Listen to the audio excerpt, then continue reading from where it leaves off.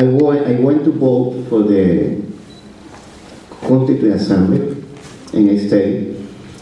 And I was able to see something amazing, how, before the election, we were able to see a big number of demonstrations against the government.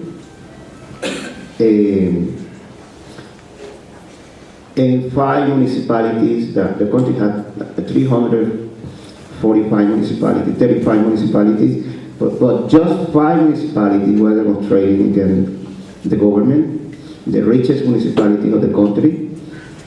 And after the election and the result, after more than 8 million people went to vote and showed their support to the Venezuelan government, all these demos disappeared. So in the last 2 months, everything has been very peaceful. We don't have anything big from organizing the street by the opposition. And the other thing that really helped was the Attorney General, Luisa Ortega, that was working very close with the opposition. She was removed from her position, and she escaped from the country, and now she's in Colombia, no? And something amazing also is we have a lot of impunity thanks to her. So no one went to jail because organized destroy private and public properties, or because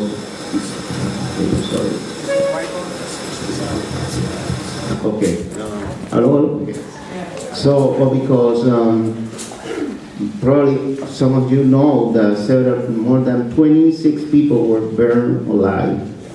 8 people died as a consequence. Most of the people that were put on fire were black people, poor people. And something that really talk about what's happening in Venezuela, that what's happening is something related with racism and classism, is what happened to Orlando Figuera, that was the guy that was put on fire on Altamira, that is one of the richest places in Caracas. And when he died, his mother, that was working for a rich family as a homemaker, was fired because she was denouncing what happened to her son in the national TV. So, yes, everything has been very quiet, but internationally, we have a lot of things going on against Venezuela. The European community is trying to impose sanctions, and the government of Canada is imposing sanctions to Venezuela. Also, United States, the State Department, just yesterday, they swear the Supreme Court in exile in Washington, D.C. So can you imagine that Venezuela have some kind of Supreme Court that Almagro swear in Washington, D.C. in exile? All the members of this so-called Supreme Court are people that were not recognized by the Venezuelan government, because you remember in December 2015, when the opposition took over the National Assembly, right after, a few months after, they appoint several judges for the Supreme Court.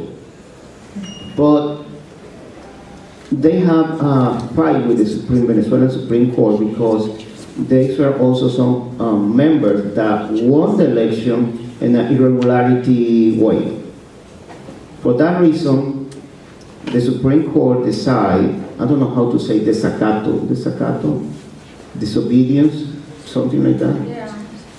So the Supreme Court said, okay, because the National Assembly is disobedience to the Supreme Court. So anything that the National Assembly does is illegal. So they decide to appoint all these members for the Supreme Court.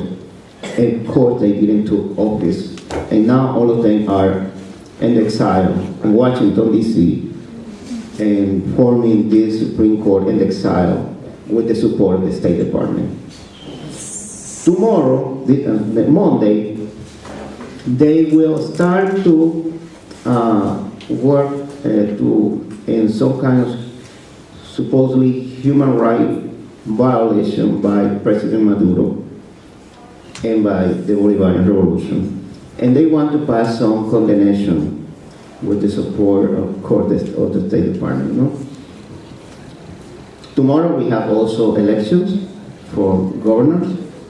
This is a critical election, always critical. Any election in Venezuela is critical.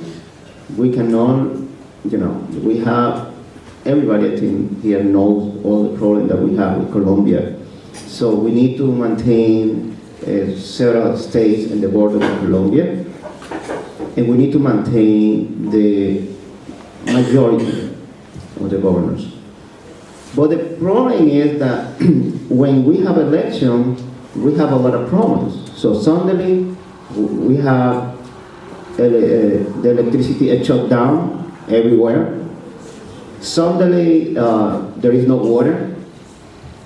Suddenly there is no cash again. So last year when it was in Venezuela, there was a big problem with cash. Now it's worse. There's no cash. You go to the bank, you need to go to the bank to get some cash. And everything has to be paid with debit card or credit card. But the problem is that again, the electronic system is not working. So you have money in the bank, you go to buy something, but you don't have cash, and when you go with your debit card, it's not working.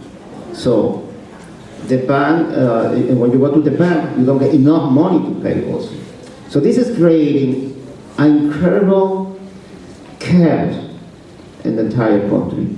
In the moment that we have a critical election, at the same time, as the spokesperson, one of those spokespersons from the State Department just yesterday, I think that was yesterday, said that they want to see a clear, clean electoral process by tomorrow, blah, blah, blah, blah, all the bullshit that they always say. So it's very critical what's happening.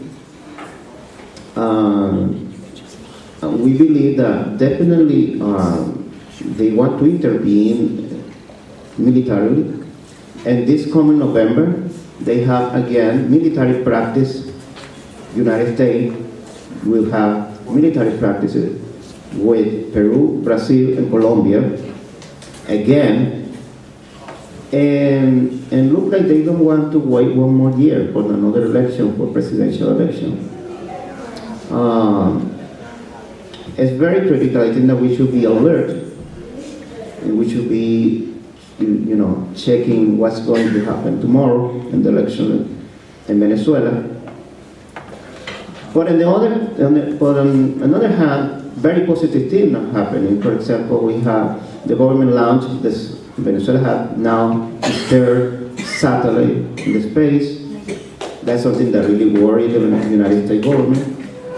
Venezuela is also producing, for the first time, exporting a big number of seafood to China, to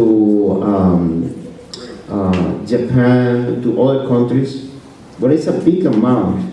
For the first time, Venezuela, I know that some people probably will criticize this, but this is the situation that we're living right now.